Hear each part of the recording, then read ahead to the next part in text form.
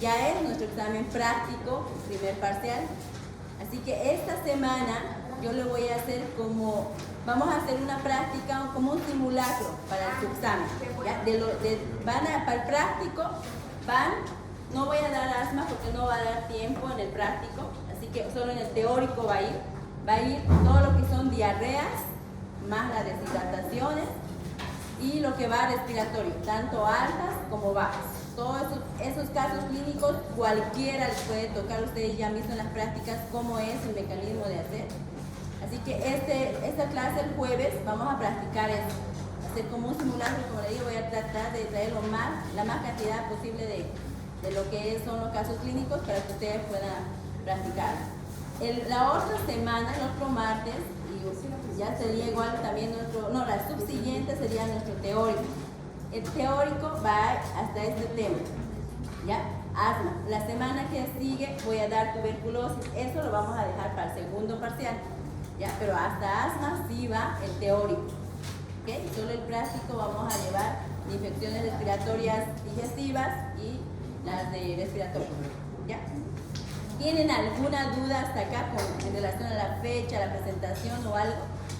¿O alguien que todavía no tenga un grupo? Si hay, ¿tú no tienes un grupo? ¿Todos los grupos están de 8? ¿Sí? Ya, me escriben a mi privado, a mi celular, yo les voy a dar el tema, ¿ya? Ok, ya, entonces solamente los 3, porque si tienen que ser 5, vamos a ver cómo hacemos. Hoy vamos a llevar asma, como les dije, vamos a comenzar. La mayoría de ustedes, tanto en medicina interna, emergencia, me imagino que han escuchado hablar sobre asma, ¿cierto? Asma es una enfermedad crónica, a diferencia de las que ya llevamos, que eran enfermedades agudas, ¿cierto? Entonces, primera característica, es decir, lo que vamos a iniciar va a ser con la definición. Y estas palabras son claves. Primero, que es una inflamación, una enfermedad crónica. ¿Es reversible o irreversible? Irreversible. Es reversible. ¿Por qué? Sí. ¿Por qué es irreversible? Porque generalmente el concepto de reversible lo colocan por las crisis que hace, ¿ya? No por la enfermedad como tal, sino por las crisis que presenta. Entonces, una enfermedad crónica, reversible, y que se caracteriza por qué. ¿Cuál es su fundamentación fisiopatológica del asma? No, esa es la presentación clínica. Fisiopatología. ¿Qué ocurre para que broncoespasmo? Exactamente, para que ocurra dificultad respiratoria, ¿cierto? Entonces, es una enfermedad reversible que se caracteriza por broncoespasmo. Este broncoespasmo se produce a través de diferentes factores, por eso sé que es una enfermedad heterogénea, multifactorial, que también la llaman, y entre sus factores fundamentales está la parte ambiental,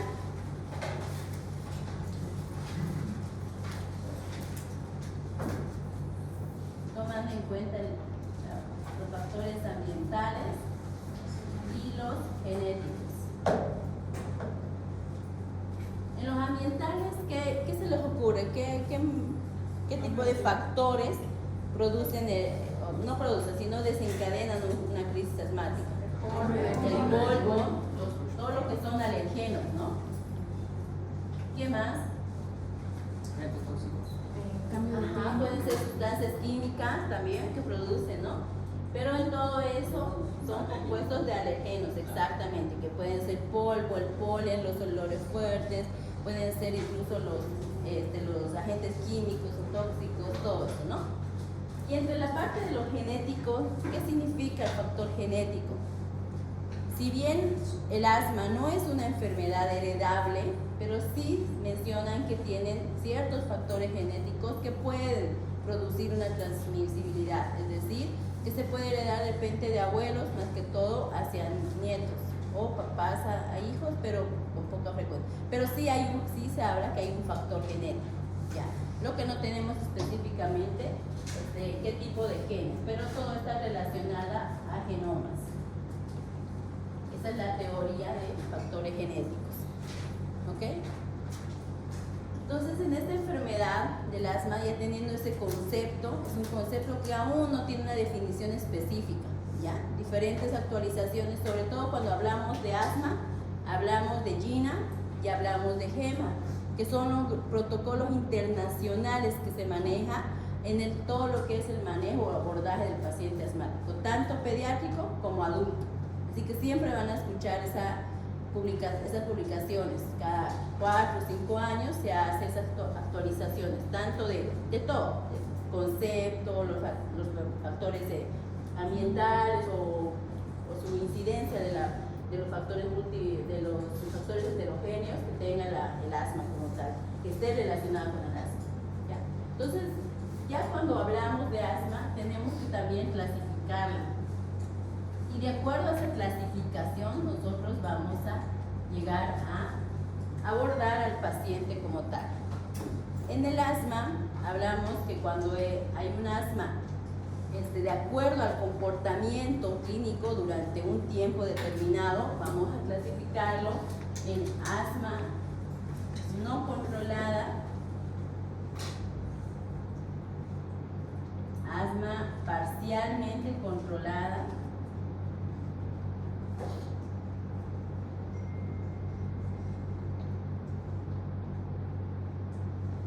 y asma controlada.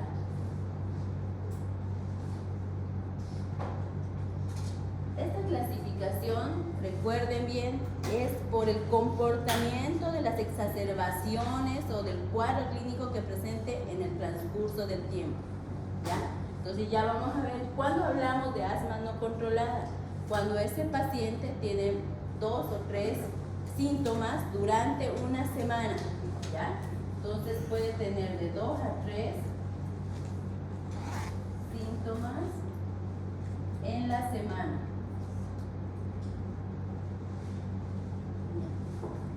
Y cuando hablamos de parcialmente controlada, cuando solamente puede haber un síntoma en la semana.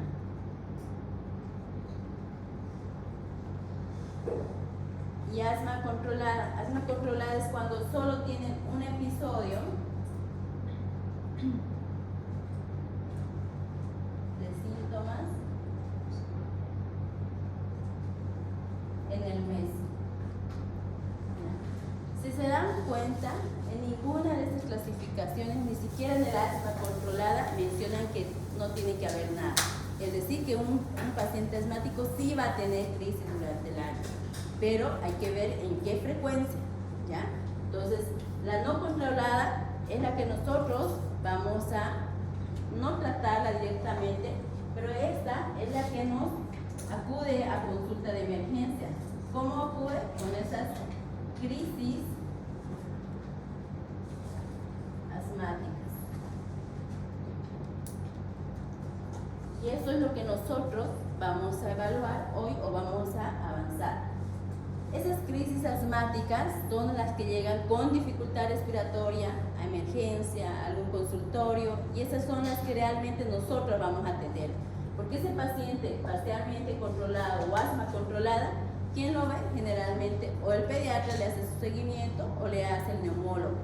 Entonces, a lo que es primer nivel o médico general, son muy pocos los que llegan. ¿Quiénes van a llegar? Van a llegar estas crisis asmáticas, sus pacientes descompensados. Entonces, es lo que vamos a abordar ahora. ¿Qué es una crisis asmática?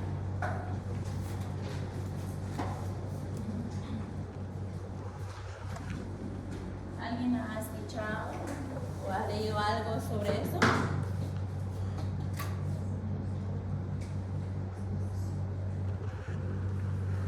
Lo que vamos a abordar ahora va a ser el manejo de crisis asmática. La crisis asmática no es más que la exacerbación de los síntomas asociados con un broncoespasmo, pero que va a causar dificultad respiratoria.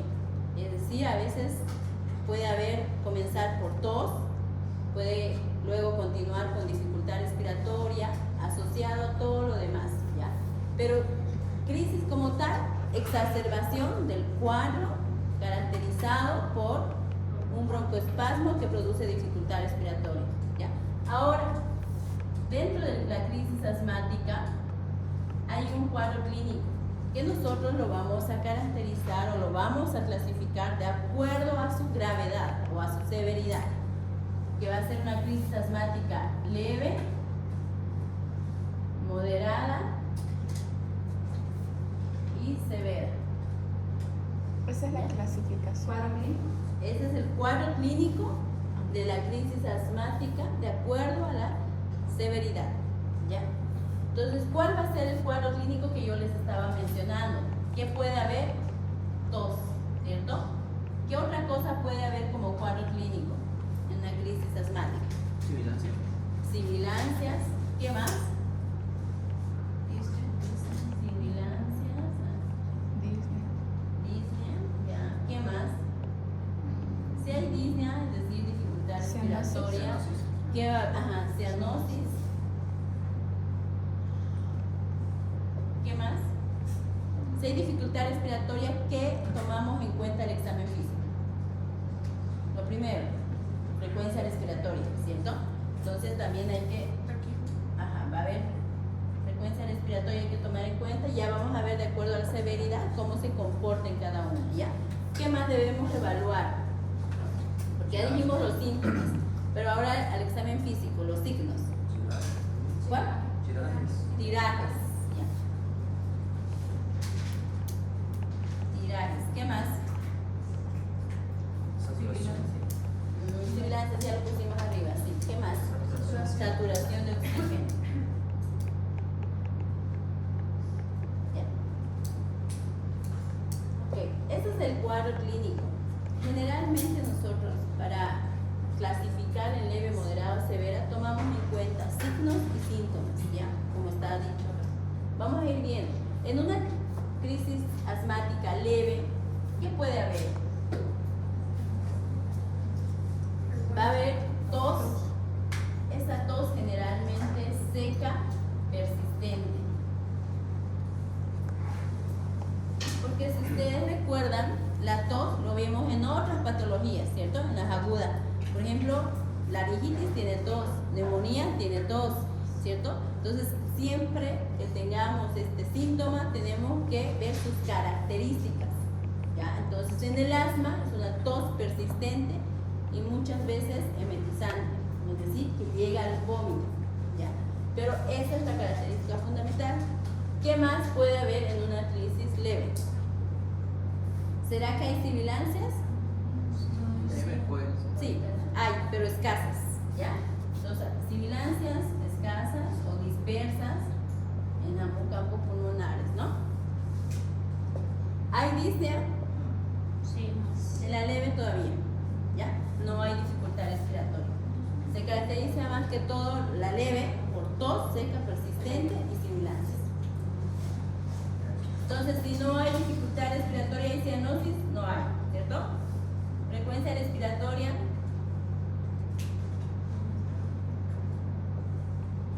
¿Cómo tendría que estar esa frecuencia respiratoria? Aumentada. Vean bien qué síntomas hay. ¿La tos modifica la frecuencia respiratoria? No tanto. La disnea sí. Acuérdense que cuando hay dificultad respiratoria, tu mecanismo compensatorio es hiperventilar, ¿cierto? Entonces ahí hay aumento. Pero si estás tosiendo, incluso ahorita yo estoy tosiendo, pero no hay aumento, no hay un mecanismo compensatorio que modifique la frecuencia respiratoria. Siempre guíense por ahí. Entonces va a estar normal. ¿Tirajes? No. Si no hay dificultad respiratoria, no. Saturación de oxígeno, ¿cuánto tendría que estar? 90. Mayor a 95, ¿no? Que es lo normal. Mayor a 95%. Ahora vamos con la moderada. En la moderada, ¿qué hay? Acá se van a dar cuenta que el cuadro clínico de acuerdo a la severidad, mientras más avancemos a la gravedad, se va a ir sumando los síntomas. ¿Ok? Entonces, si hay, acá hay tos persistente, acá también va a haber.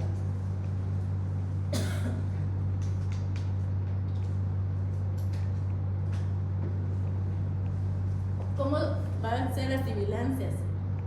Acá ya van a ser en ambos campos pulmonares. Sibilancias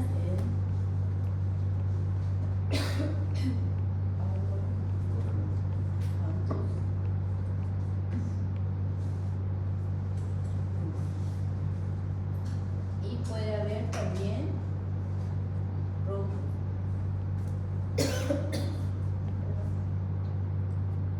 ¿Disney? Sí hay Disney, ¿ya? ¿Cianosis? No, todavía. Acuérdense que la cianosis igual es un mecanismo compensatorio, ¿no? Pero es a una hipoxia. Y la hipoxia tiene que estar más o menos moderada, severa, pero mantenida. Entonces, si estamos en la moderada, estamos recién agravando, todavía no se presenta. ¿Ok? Frecuencia respiratoria. ¿Ya tenemos acá? Sí. Ya hay modificación. Ya aquí sí ya podemos ver una taquipnea. De repente no muy elevada, pero sí hay taquipnea.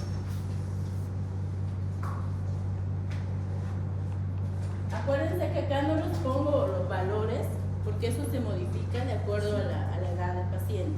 ¿Ya? Por eso estamos manejando los términos de aumento o disminución. ¿Ya?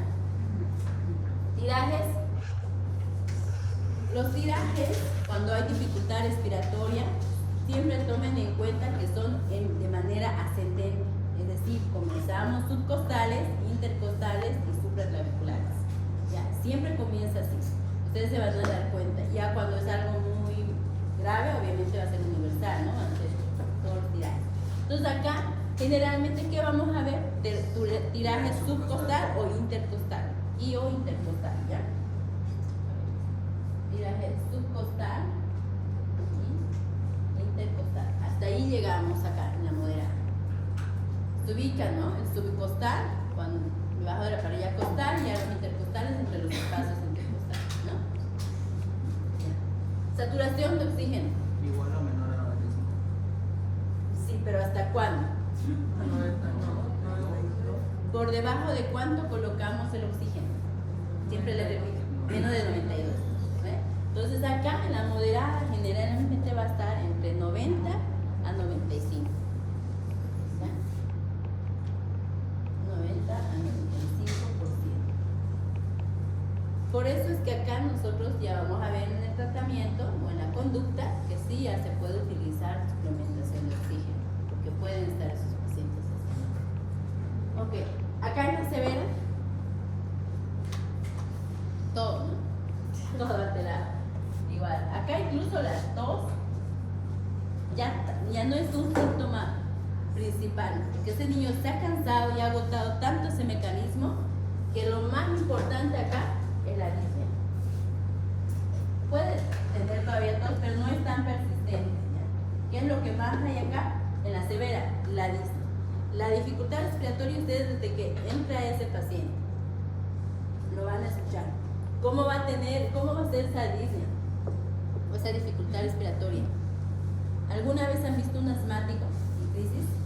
¿Qué le escuchan cuando él entra, aparte de su respiración? ¿Cómo silban, las sibilancias? Por eso esa dificultad es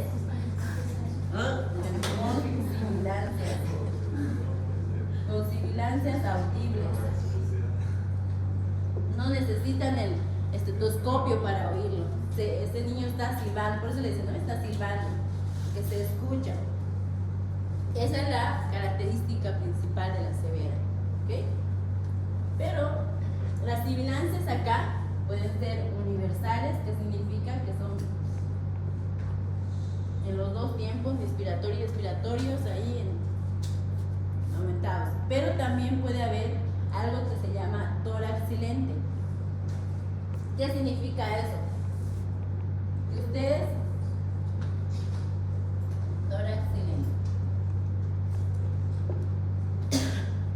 mencionan que este tórax silente es la antesala de un paro o de un estatus asmático. Es tanto la obstrucción que ese pulmón ya no suena, ya no se escucha nada. Y ustedes lo ven a ese niño que apenas puede respirar, hiperventilando o con una dificultad respiratoria. Le colocan el fonendoscopio y no hay nada, no se escucha nada, es un silencio, por eso se llama tórax silente. ¿Ya? Eso no significa que está bien. A veces le dicen, no, ese no es asmático, que debe ser otra cosa. Corran, porque ese niño está a punto de hacerles a veces un paro cardiorrespiratorio. Muchas veces no queremos llegar nosotros a esto, pero llegan nuestros pacientes. ¿Ya? Por eso las dos cosas puede haber. Sibilancia es universal, es decir, que hay bastante, lo van a oír en ambos campos pulmonares, pero también puede haberse tórax silente. ¿Ok? Ya. La cianosis. Sí, porque exactamente, porque ese niño ya ha transcurrido, ese niño siempre, o sea, esto va a ser progresivo. Ese niño ha comenzado una leve, se ha modificado, se ha hecho una moderada, la mamá ni cuenta se ha dado y ha llegado a ese evento. Sí, una hipoxia mantenida, entonces sí va a haber cianosis. Factores respiratorios, digo, frecuencia respiratoria, una taquipnia marcada, ¿no? O también puede haber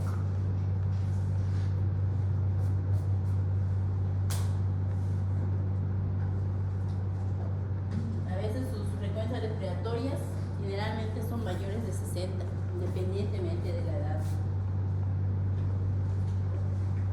Mayor a 60 respiraciones minuto. 70, incluso hasta 80 a veces son niños que están con mucha dificultad respiratoria. Tirajes, van a ser tirajes universales. ¿Ya? ¿Qué significa esto? Que hay subcostal, intercostal y supraclavicular. Y acá también se puede asociar la disociación tóraco-abdominal. Una respiración con disociación tóraco-abdominal. ¿A qué me refiero con eso? ¿Cómo es esa respiración? ¿Qué compromete? Aparte del tórax, del abdomen, ¿cierto? Por eso ya es una dificultad respiratoria severa, ¿no? La saturación de oxígeno menor a 90. Con estas características ustedes tienen que saber evaluar a un paciente con crisis asmática. Ustedes van a ver que en la práctica no es como la teoría, que ustedes ya lo están viendo en las cajas clínicas. Muchas veces tienen 1 o 2 parámetros, pero ¿qué tienen que tomar en cuenta siempre? Factores claves, como les dije en la deshidratación, por ejemplo, el estado neurológico. Es un factor clave que nos determina más o menos en qué tipo de deshidratación estamos. Acá, ¿qué nos va a determinar en qué tipo de crisis asmática estamos? La sibilancias y la diarrea. No tanto, eso Tórax silente. Tórax silente. no, tampoco, porque es un parámetro muy aislado. ¿Dónde se van a ir guiando? Es acá, frecuencia cardíaca y saturación. Lo demás es muy subjetivo, ¿ya? Frecuencia respiratoria. Frecuencia respiratoria y saturación. Eso es lo que sí les va a ir guiando a ustedes dónde, en qué tipo de parámetros. Puede que este niño esté con una frecuencia mayor a 60 y no esté tan taquipnéico, porque esta, acuérdense, es una enfermedad crónica y estos pacientes ya se hacen a veces muy compensatorios, es decir, significa que a veces ya toleran largos tiempos de hipoxia o un tiempo prolongado de tos, ya no se modifica. En cambio, con esto ya vamos a ir guiándonos. Ustedes en el asma, no solamente la crisis asmática, sino también en el asma como tal, van a tener muchos scores que manejan, escalas de cómo clasificarlo, ¿ya? Pero el score pulmonar es uno de los scores que más manejamos, tanto en pediatría como en adultos. Y el score pulmonar maneja precisamente todos estos aspectos, excepto la tos, pero yo les puse acá para que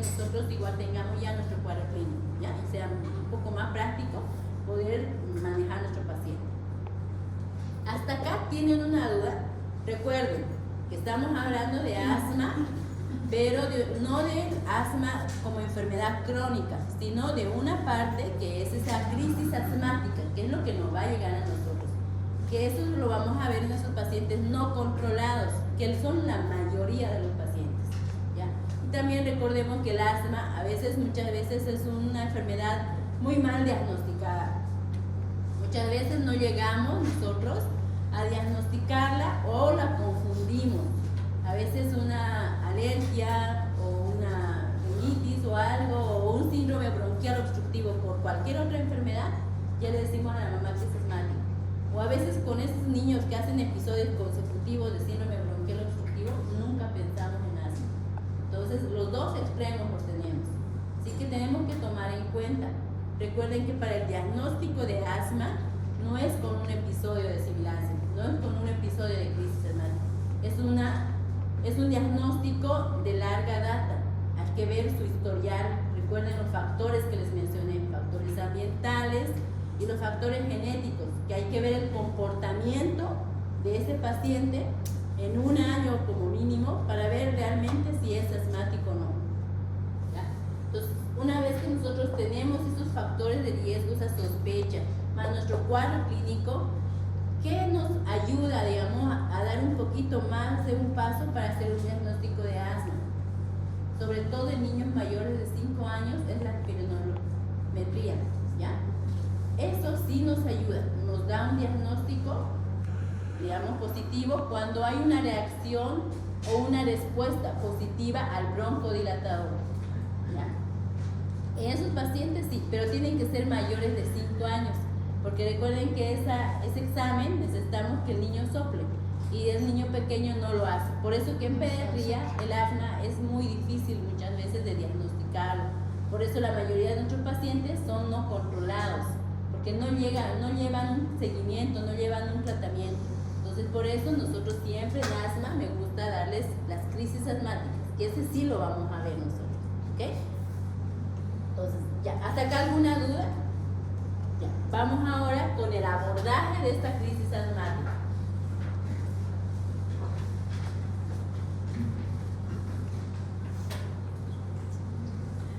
¿Cuáles son los medicamentos o los pilares del tratamiento en una crisis asmática? En el asma como tal son varios grupos de medicamentos que vamos a utilizar en el asma como enfermedad. ¿Ya? Dentro de esos medicamentos están broncodilatadores, corticoides, los antileucotrienos y algunas antialérgicos que cuando están asociados con rinitis alérgica. ¿Ya? Pero de esos medicamentos, los que más vamos a utilizar en crisis asmática van a ser los broncodilatadores.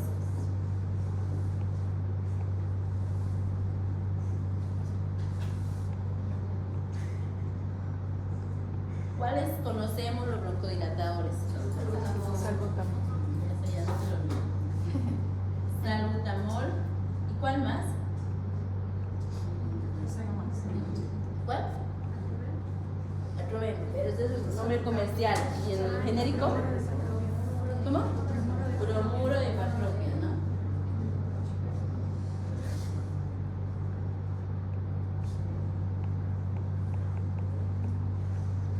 Acá en el manejo va a ser un poquito complicado porque hay dos opciones de abordar a un paciente. Uno es a través de las nebulizaciones, utilizando todos estos medicamentos, y el otro es a través de los inhaladores. ¿Ya? Lo primero que les voy a dar va a ser el uso de los medicamentos con nebulizaciones, que es lo que más tenemos en el medio. Luego voy a hacer otro abordaje, igual, leve, moderado y severo, pero con los inhaladores, para que los dos lo lleguen a manejar. Porque acá en Bolivia, antes, hace 2 o 3 años, era más nebulizaciones, pero hoy en día ya estamos manejando los inhaladores y entre ambos tienen la misma efectividad. ¿Qué pasa? Que alguno que otro tenemos ciertas desventajas con los inhaladores por la falta de educación de las madres. No saben aún manejarlos bien, incluso el mismo personal de salud a veces no sabe manejarlo bien. Entonces ahí de repente perdemos un poquito de eficacia en los inhaladores. Pero ya, como le digo, la educación o la actualización está ya mejorando eso y hay muchas clínicas, incluso hospitales públicos que ya manejan inhaladores como tratamiento de rescate en estas crisis, no solamente las nebulizaciones. Y en otros países la mayoría maneja inhaladores, no hablan de nebulizaciones. Ustedes cuando revisen China, cuando revisen cualquier otra literatura de asma, no van a encontrar las nebulizaciones. Lo que siempre encuentran es esto, inhaladores, que es lo que les vamos a dar como la segunda parte, ¿ya? Entonces acá, estos broncodilatadores, ambos vamos a utilizar en nebulizaciones. Nebulización, ¿ya? Ese es un grupo. ¿Qué otro grupo utilizamos? ¿Cuáles le dije que era el otro? Los corticoides. Corticoides. ¿Cuáles serían los corticoides más utilizados acá? Los corticoides también hay inhalados y también hay para nebulizar. Entonces, dentro de los corticoides para nebulizar, ¿cuáles conocen? ¿Conocen alguno? ¿Han escuchado hablar del Budecor? El Budecor es el nombre comercial. En realidad es genérico, la budesonida. Budesonida. Esto igual es para nebulizar, ¿ya? También.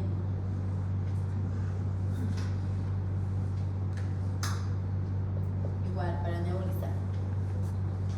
Luego vienen los... ¿Cómo? Esos son, acuérdense, corticoides inhalados, inhalados. Es decir, para nebulizar. ¿Cómo se llama, doctora? El nombre comercial, No. Budecor. ¿Cuál? El nombre genérico.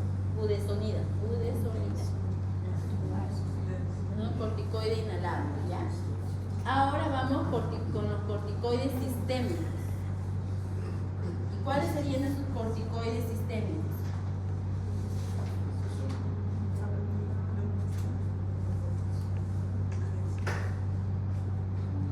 El ideal en los corticoides sistémicos es la metilprednisolona, pero no lo tenemos. O sea, sí lo tenemos, pero es muy cara y generalmente no lo utilizamos. ¿Cuál es el que utilizamos así de manera un poquito más universal? Tenemos acceso a la hidrocortisona. Entonces podemos utilizar la hidrocortisona.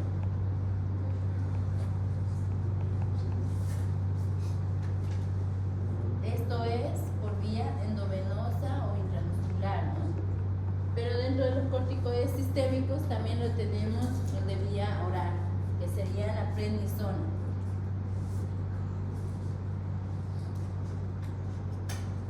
Esto es vía oral. Este esquema, estos medicamentos los vamos a manejar de acuerdo a la severidad del asma. En la ley, recuerden que había solamente tos, de repente sibilancias, pero no había dificultad respiratoria. Es decir, que el broncoespasmo todavía no está marcado, ¿cierto? Entonces, ¿qué utilizamos? Sistémico. ¿Cuál? Nebulizador. Claro, todo esto es nebulizador. Después les voy a volver a dar el tratamiento, pero con inhalado, la otra opción. Con las nebulizaciones, ¿qué utilizamos acá en la leve? La nebulización con el salbutamol, ¿no?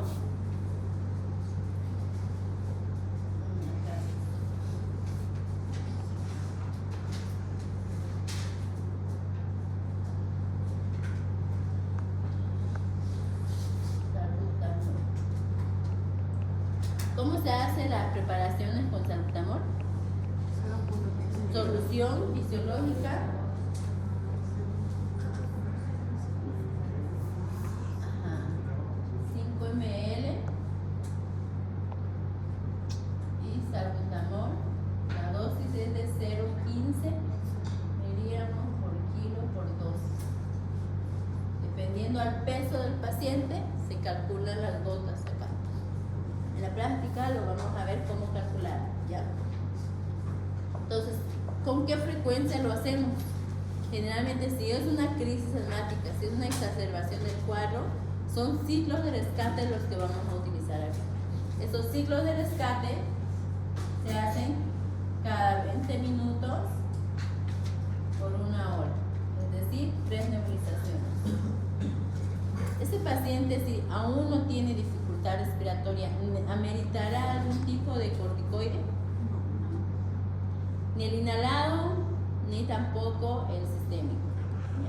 Entonces, ese leve es el que más fácil lo vamos a tratar.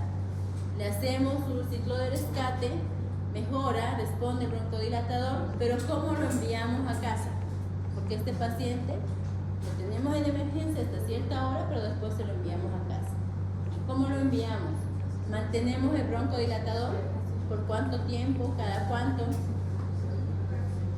Generalmente el broncodilatador de acción corta, como es el salbutamol, después de su rescate lo podemos mantener cada 8 horas. ¿Ya? Luego, cada 8 horas por 3 días. Este paciente después debe de hacer consulta, ¿no? Y no lleva nada a la casa más que su inhalación. Pero ¿qué recomendaciones debemos dar al paciente? Los signos de alarma, siempre, ¿no? O sea, en toda enfermedad. ¿Qué signos de alarma tendrían que ser? Que vuelvan nuevamente la dificultad respiratoria, que igual aumente su frecuencia respiratoria o haga decaimiento, o el niño empiece con fiebre o algún otro síntoma nuevo que se asocie a la dificultad respiratoria que tenían. Esos pacientes tendrían que volver. ¿Ya? Ahí el GINA les habla de un tratamiento medicamentoso y un tratamiento preventivo profiláctico. Y ahí les menciono todo lo que es factores de riesgo o comorbilidad que tenga el paciente, debemos tratar. Es decir, por ejemplo, si es un rinítico o tiene rinitis alérgica y está con todo, está expuesto a algún alergeno, que debemos modificar eso. Entonces, todos esos factores influyen igual dentro del tratamiento. Solo que acá estamos haciendo énfasis en el tratamiento medicamentoso. Pero también estos pacientes tenemos que ver bien, o sea, identificar bien los factores de riesgo, ¿listo? Para poder tratarlos o por lo menos modificarlos de alguna manera y evitar esas crisis. Ahora, en la moderada, ¿qué utilizamos? Acá, si se dan cuenta, yo les puse los broncodilatadores, el salbutamol y el bromuro, pero no estoy utilizando el bromuro de hipertropio acá en la leve, ¿ya? Recuerden que solamente es con un broncodilatador de acción corta que debería rescatar a su paciente y mantenerlo a horario para que mantenga, digamos, el efecto de broncodilatación, ¿no? Pero no estoy combinando nada aún. En la moderada, ¿qué utilizamos? Como en el cuadro clínico les dije que era escalatorio, ¿cierto? O sea, se iban aumentando. Lo mismo pasa en el abordaje, en el tratamiento. Vamos añadiendo medicamentos. Acá, igual que esto, lo mismo pide, excepto esto, ¿no? Excepto esto. Pero acá ya añadimos algo. ¿Qué colocamos? Los corticoides inhalados. ¿Ya? Entonces, ¿cuáles van a ser? Excepto esto de cada 8 horas. ¿Ya? O sea, hacemos un ciclo de rescate cada 20 minutos por 1 hora, asociado con su corticoide inhalado, ¿ya? Que sería la budesonida. Nebulizar con solución fisiológica 4 ml más su budesonida 1 ml. Ya las ampollas para nebulizar de budesonida vienen todas de 2,5 ml. Generalmente utilizamos en niños pediátricos menores de un ml como dosis estándar, ¿ya? Porque los microgramos a veces es difícil calcular. Dime. ¿Resolución qué? Fisiológica, 4 ml y la budesonida 1 ml. Ahora, si es un paciente más grande, o sea, adolescente, ya que pese más de 40 kilos o 50, se puede colocar incluso una ampolla, que sería 2,5. Para niños ya escolares y preescolares utilizamos 1 ml como dosis estándar, ¿ya? Entonces, pero ¿cada cuánto tiempo lo vamos a colocar? ¿Será así igual cada 20 minutos? ¿Será cada 12? ¿Qué efecto tienen los inhaladores o los corticoides en el asma? ¿Cuál es su mecanismo? ¿Para qué lo utilizamos? ¿Qué hacen? ¿Cómo? ¿No? A ver, alguien que me ayude. Esto es farmacología. ¿Qué hace? ¿Qué efecto tiene el corticoide en general? No importa que no sea en eso. ¿Okay? Es antiinflamatorio. ¿No? No es broncodilatador, recuerden, es antiinflamatorio. Entonces, ¿qué hay entre la fisiopatología de asma? Aparte de haber broncoespasmo, hay un efecto antiinflamatorio, digamos, un efecto inflamatorio, perdón, secundario a ese broncoespasmo. Entonces, ahí es donde tiene que actuar este corticoide, como antiinflamatorio, no broncodilatador. ¿Ya? Entonces, con el salbutamol broncodilatamos, pero esa inflamación va a persistir. Entonces, si no actuamos ahí, necesitamos sí o sí el corticoide. ¿Ya? Acá, ¿cada cuánto?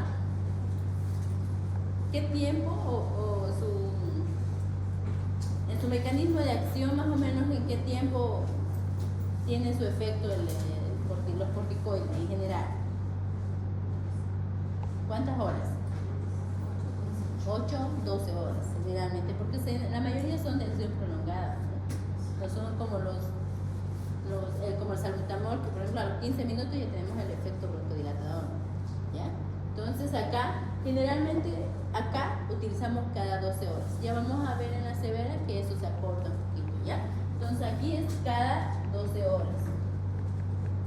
Este paciente de crisis asmática moderada los vamos a tratar en la parte hospitalaria, pero aún no es necesario internarlo. De repente en emergencia, en observación, hacemos su ciclo de rescate de salbutamol más la budesonida cada 12 horas y ese niño puede pasarnos de una moderada a una severa y podemos externarlo con su salbutamol cada 8 horas.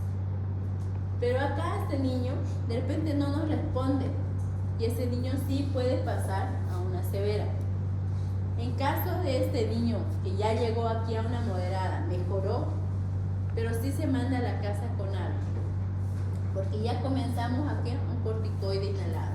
Así como le vamos a mandar con el salbutamol cada 8 horas y mejora, con el corticoide también tenemos que enviarlo, pero ya no nebulizado, sino sistémico por vía oral. ¿Cuál dijimos que podíamos utilizar? La prednisona. ¿Cuánto es la dosis de prednisona?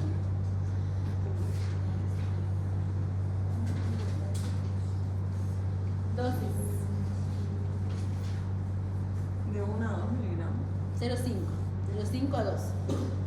¿Ya? 0,5.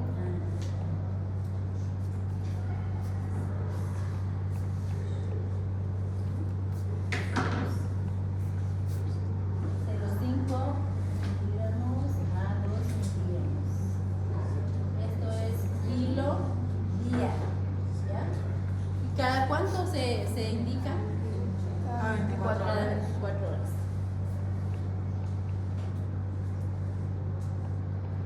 Ya en la práctica les voy a decir de cuánto viene la prednisona en suspensión oral, ¿ya? Que es como más calcular, pero ya la dosis tienen que saber, ¿ok? Acuérdense entonces, este paciente con crisis moderada, hacemos ciclo de rescate con salbutamol, aún no utilizamos el bromuro de patropium, pero asociamos un inhalador corticoide y que es la budesonida. Aparte de eso, también si ya lo vamos a mejorar o aún no tenemos una observación, utilizamos un corticoide, pero todavía endovenoso, no ni intramuscular, sino por vía oral. Utilizamos la prednisona, ¿ok? de 0,5 a 2 miligramos por kilo por dosis o por día, pero una sola vez al día. Por ejemplo, la prednisona, depende el paciente que tan grave está, podemos utilizar dosis alta, que es 2 miligramos, o a dosis baja, puede ser 0,5 o 1 miligramo kilo día. ¿Ya? Viene de 20 miligramos de 5 ml. El comprimido viene de 20. El jarabe también tenemos de 20 en 5. ¿Ya? Ahora vamos ya a lo peor. Nuestro paciente no mejoró. O si yo no llego ya con una dificultad respiratoria severa, o sea, una crisis asmática severa. ¿Qué utilizamos? Acá prácticamente todo. Comenzamos con lo inicial, que es el... Acá hacemos igual, ciclos de rescate, pero ese ciclo de rescate ya no es con salbutamol más bromuro de cipropio.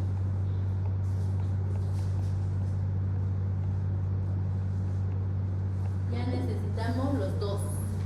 Y ya les había dicho acá la dosis del salbutamol, ¿cierto? Acá la dosis del bromuro de cipropio es de 0,20 miligramos por kilo igual por dosis. Ya vamos a ver igual cómo calcularlo en la práctica. Entonces ya utilizamos esos ciclos de rescate. ¿Cómo son? Igual, cada 20 minutos, por 1 hora, o incluso pueden ser nebulizaciones continuas por 1 hora, dependiendo de la severidad de su paciente. ¿Ya? Entonces puede ser cada 20 minutos, por 1 hora, o continua por 1 hora. Acá utilizamos los inhaladores, los corticoides inhalados, la budesonida. Sí.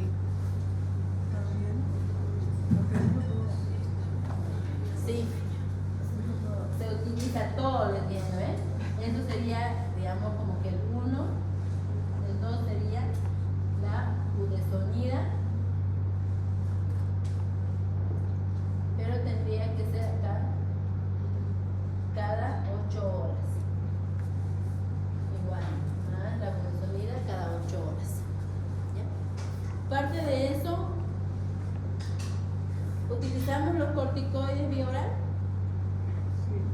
No, porque ese paciente ya está mal. Los vía orales, su mecanismo de acción es un poquito más prolongada, el efecto que tarda, que no nos va a servir de mucho. Nos vamos directamente a los endovenosos.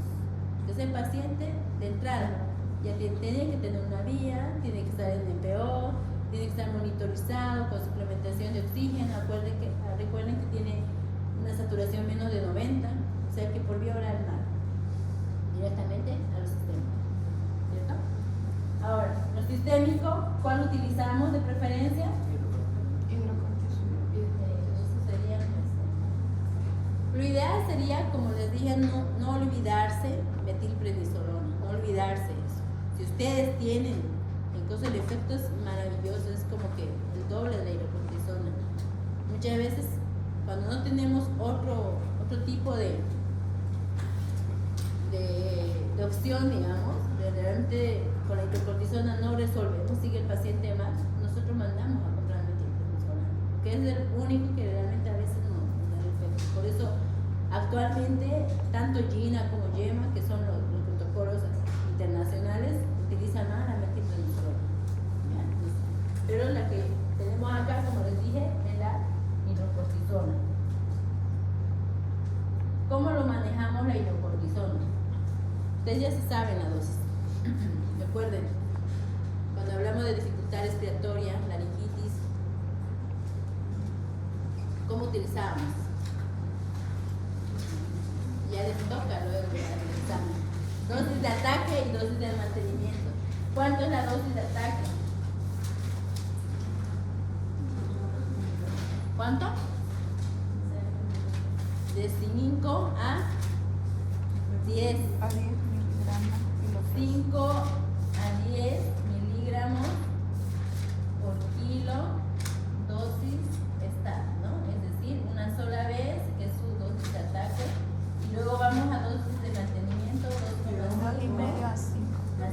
miligramos por kilo. Yo les había dicho en laringitis que era día, pero acá lo utilizamos dosis, ¿ya? Por la severidad del cuadro. ¿Cada cuánto podemos utilizarlo en casos graves? Acá lo utilizamos, recuerdo que en la laringitis yo le dije cada 12 o cada 8 horas, de acuerdo a la severidad, ¿no? Acá cada 6 o cada 8 podemos utilizar, igual de acuerdo a la severidad.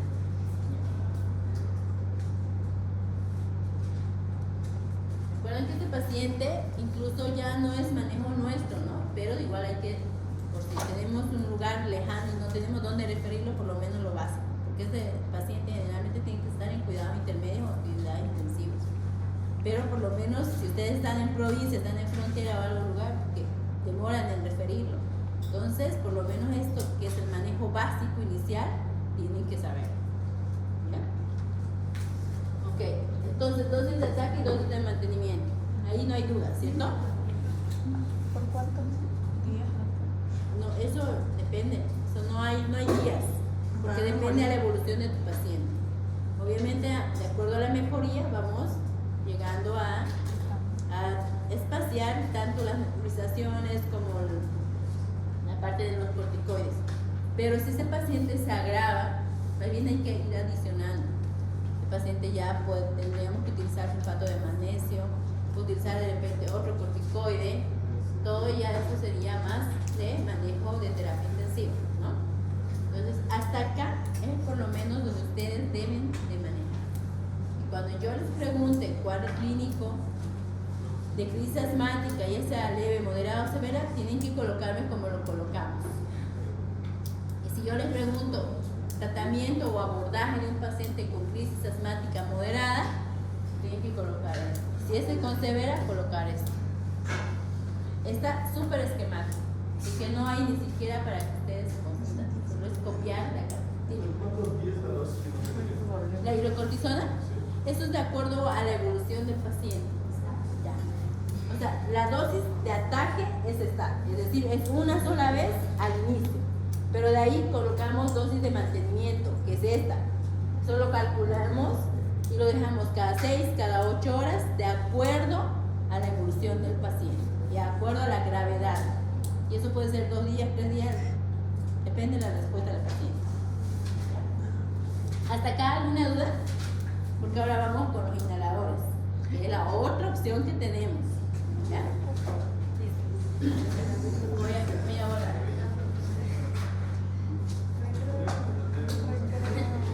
¿Cuál es el aliento, doctora? ¿De qué? Nebulización. Nebulización. Esta es nebulizaciones, la otra son inhaladores. Todos conocen los inhaladores, ¿cierto? Son los famosos PUF o PAF, que le dicen PAF.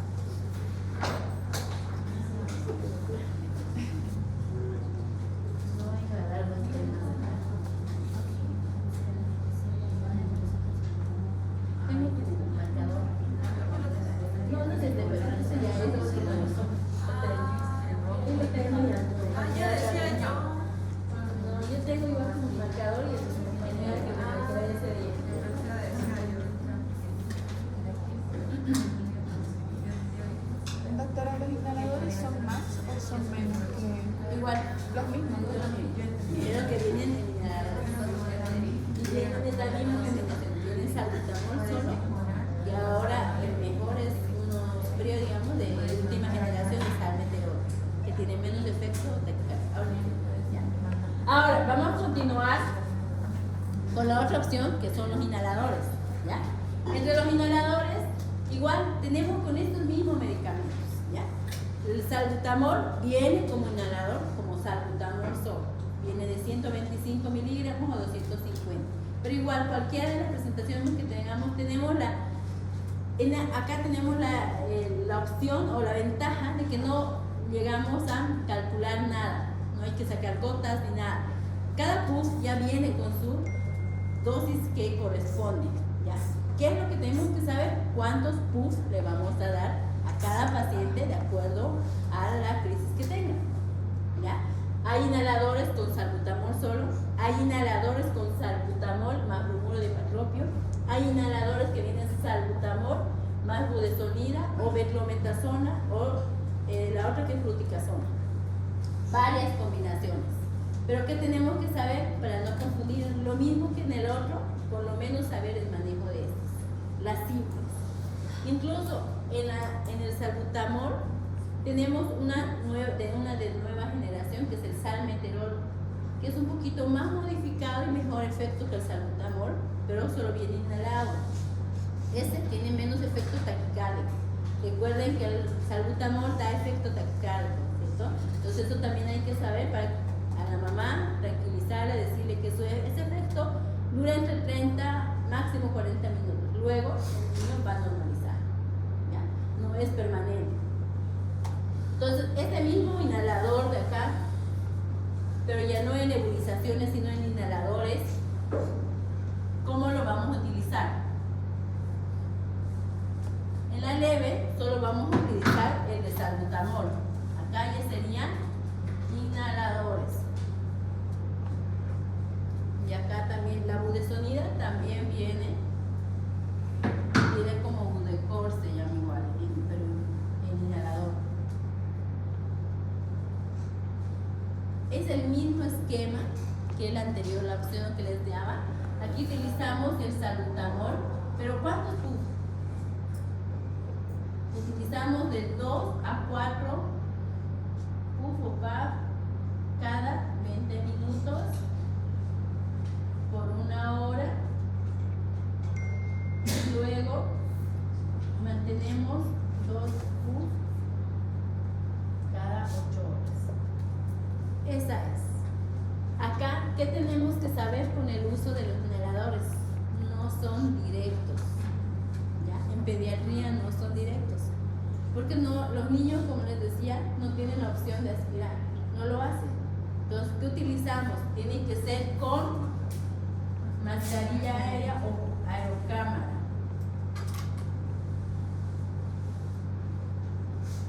En la práctica, yo les voy a llevar la aerocámara y les voy a llevar los inhaladores para ver cómo lo tenemos que manejar. Y eso es súper importante, dime. ¿Aerocámara con poca edad? ¿Cómo? ¿Se usa aerocámara con poca edad? ¿Por edad? Sí. Las mascarillas vienen por Sí, edad. pero menores De cualquier edad, no importa la edad. Solo los adultos, incluso hoy en día Gina menciona de que los adultos también tendrían que utilizar la aerocámara. ¿Por qué? Sobre todo de cómo es la entrada de las micropartículas de los inhaladores, ¿ya? En el niño sí o sí, porque es como les decía, a veces cuando hacemos los puffs directamente en la boca se queda en la mucosa oral, entonces no hay mayor efecto. Y se supone que los inhaladores, ¿dónde queremos que funcione? Más que en la vía oral, la vía aérea. Queremos que llegue a pulmón, ¿cierto? A través de la introducción del oxígeno del aire. Entonces, si lo hacemos y se queda todo en la boca, el efecto es mínimo. Por eso esos son las terapéuticas fallidas. Entonces, ¿Y esas botellas que cortan, tipo de inhalador, esa es una aerocámara? es una aerocámara casera, pero lo vamos a ver en la práctica, como les dije, cuando ustedes vean la aerocámara y vean el inhalador, que muchas veces esas aerocámaras caseras no son del 100% efectivas, pero sí tienen que... ¿Cuál es la función de la aerocámara? ¿Alguien se imagina cuál es la función de la aerocámara? Los inhaladores. Para facilitar la compresión,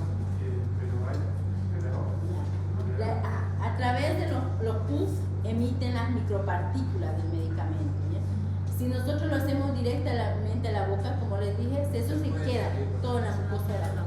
En cambio, cuando lo hace, el transcurso que hace, el viaje que hace en todo el tubo o la aerocámara, hace que el niño respire. Por lo tanto, muchas veces esas partículas no se introducen ya por la vía oral, digamos, ¿no? Sino por la vía respiratoria. Esa es esa función de la aerocámara. Y otra cosa, que esa aerocámara tiene que ser herméticamente cerrada entre el inhalador y el paciente. Por eso ahí es donde hay la efectividad. Si ustedes toman en cuenta todos sus cuidados, esas indicaciones, la terapéutica de un inhalador con una nebulización es la misma. Una no es mejor que la otra. Ambas son buenas y ambas funcionan. siempre y cuando completen las indicaciones. ¿Ya? Pero esa es la función de él. Entonces, ahora, ¿acá utilizamos corticoides? No. No. A ver, ¿corticoides inhalados? Tampoco. Ya. Vamos a la moderada. En la moderada, ¿qué utilizamos? Igual, seguimos con el salbutamol, ¿cierto? Pero, ¿de cuánto será los puffs que podemos utilizar en la moderada? De 3. ¿Cuánto? De 6 a 8, ¿va? Igual cada 20 minutos, por 1 hora, y ahí luego lo dejamos cada 4 horas. O cada... Este es el igual, hacemos nuevamente un ciclo de rescate, pero aquí utilizamos ya el corticoide inhalado, que sería la budesonida, y utilizamos igual cada 12 horas. Budesonida, 2 puff cada 12 horas, igual con aerocápsula, ¿no?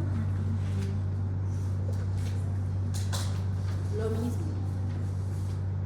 O sea, tienen las dos opciones. No tienen nebulización, pero tienen inhaladores. Igual, utilizan con estas dos.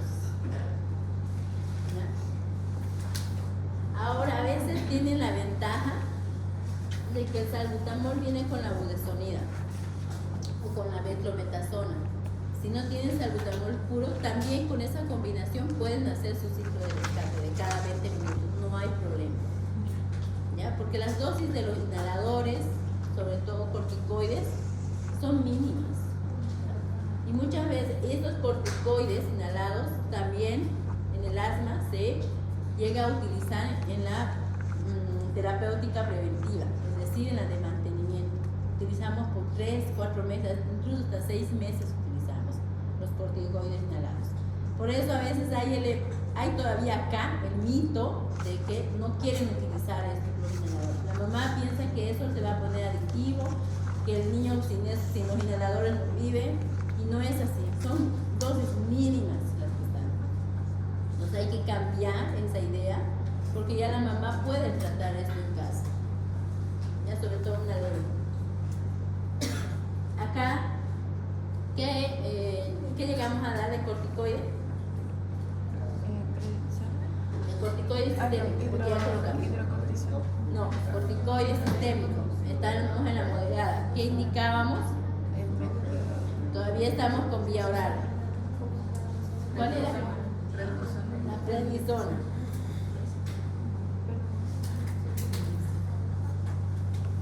La prednisona, la misma dosis que en la anterior, ¿ya? De 0,5 a 2 miligramos por kilo por día, igual cada 24 horas. Es la misma. Esta es vía oral, recuerden. ¿Ya? Entonces venimos acá, a la severa. ¿Qué utilizamos en la severa? El broncodilatador de acción corta más el de acción prolongada, es decir, salbutamol más bromuro de ipatropio, ¿no?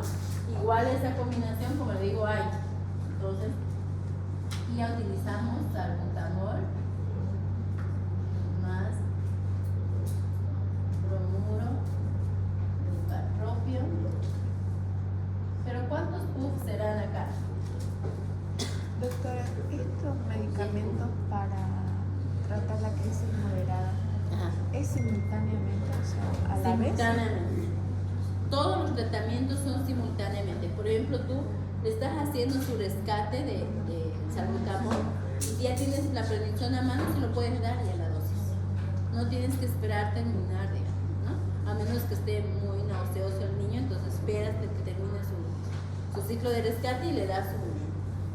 Y igual la budesonida, terminas esto y le das una dosis de budesonida o intercalado, le das una dosis de salbutamol, esperas unos 20 minutos y ya le puedes dar su primera dosis de budesonida. Y en caso tenga combinado, decía, ya Si no. tiene combinado, le das su ciclo de rescate, no hay problema. Ya. Acá 2 puffs cada 20 minutos por 1 hora. Más un corticoide ¿Cómo? 10 cada 20 minutos. 10. Acá ya no utilizamos el corticoide inhalado de la budesonida. Subimos a la fluticasona. Ya. Entonces acá el inhalado corticoide es la fluticasona.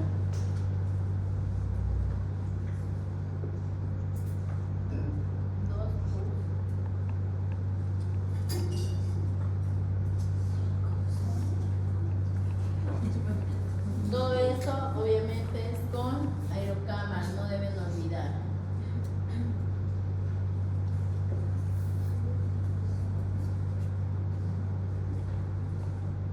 Acuérdense que en la leve, en la moderada utilizamos la budesonida, pero en la severa ya utilizamos la fluticasona, porque generalmente el salbutamol, el salmeterol viene más combinado con fluticasona, ¿ya? Entonces utilizamos la fluticasona.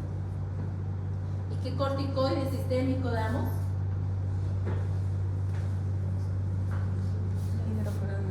¿Cuál? ¿Vía oral? No, severa. En la hidrocortisona. La misma dosis que les había mencionado en la anterior. Hidrocortisona. Dosis de ataque y dosis de mantenimiento. Las dos. Ya. ¿Hasta acá tienen alguna duda?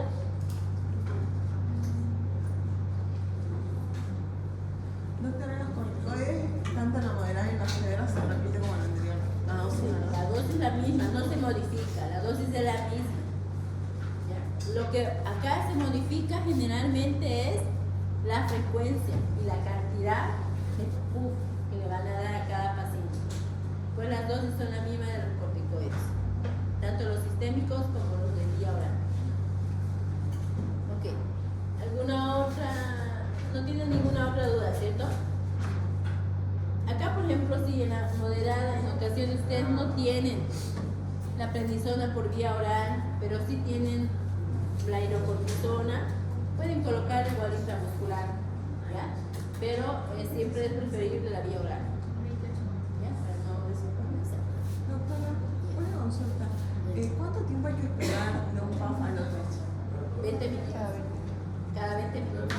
No, por ejemplo, ya digamos que ahora le tengo que hacer 2 o 4. 15 segundos. 15 segundos. Ya lo vamos a ver cuando les muestre con la aerocámara, porque tampoco es hacer el puff y retirarlo, no. O sea, le colocan, le hacen el puff, esperan 15 segundos, que es más o menos el trayecto que hacen las partículas, y lo retiran. O si lo van a hacer otro, ahí le vuelven a hacer otro. Por ejemplo, cuando son 2 seguidas, no son 2 así continuas. Una, 15 segundos, otra, 15 segundos. Ahora si es 6, digamos, una 15 segundos, una 15 segundos y así vamos a hacer. Entonces la severa prácticamente más o menos 2 minutos. Exactamente. No es así, súper rápido, no es. 15 segundos para que idealmente entre la cantidad de micro. No, 15 segundos. Lo vamos a ver en la plática, ustedes lo van a ver. Y se van a dar cuenta del porqué de esos 15 segundos. ¿Listo? ¿Alguna duda hasta acá? Asma súper largo, pero es bonito. ¿No? Y es lo que vamos a ver. Así que tratemos de... Antes no hemos terminado. Continuamos. ¿La fecha de qué?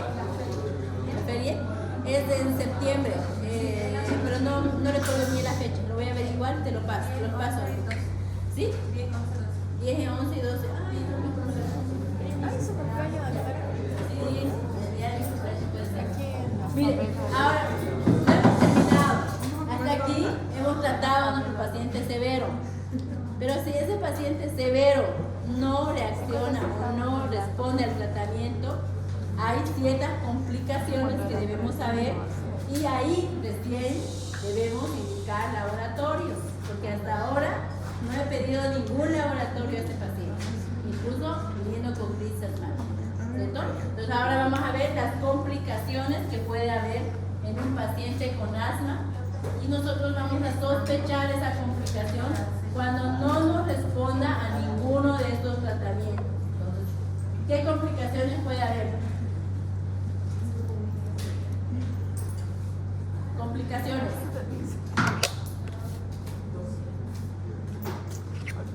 ¿Qué puede aparecer en un paciente con asma que no responda? ¿Qué puede haber? Algo que ya hemos llevado. ¿Cuál? Neumonías, infecciones. ¿Ve? Una de las complicaciones que puede haber puede ser neumonías, por lo cual que no estén asociadas, o sea, por lo cual no nos responden al tratamiento, ¿no? ¿Qué más puede ocurrir con este paciente? ¿Qué puede haber? Atelectasias, neumotórax,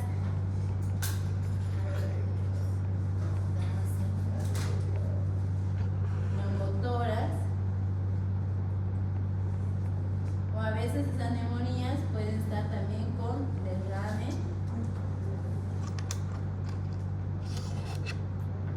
pleural. Ya.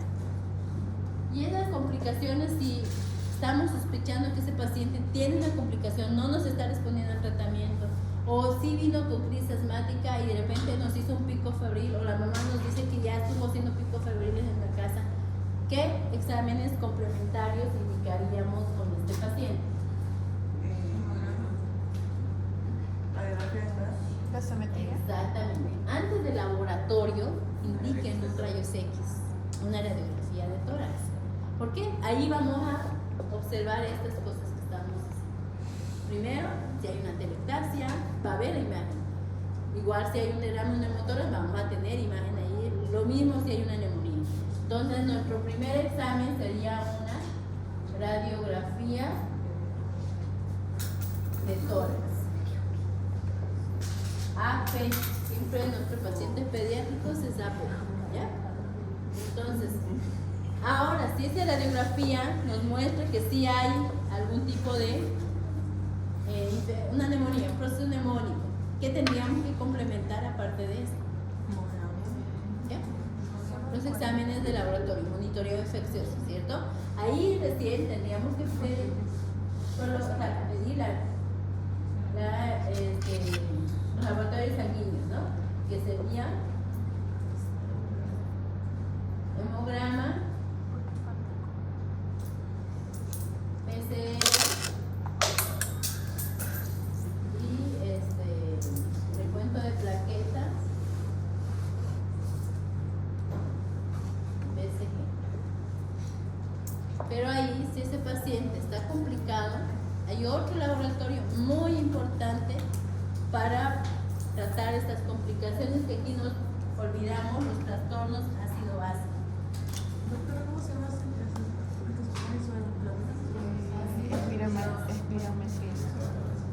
Espirometría. Es lo mismo. ¿Qué laboratorio utilizamos para identificar los trastornos ácido-base? Gasometría arterial, ¿cierto? Es otro de los pilares. Incluso acá tendría que ir gasometría.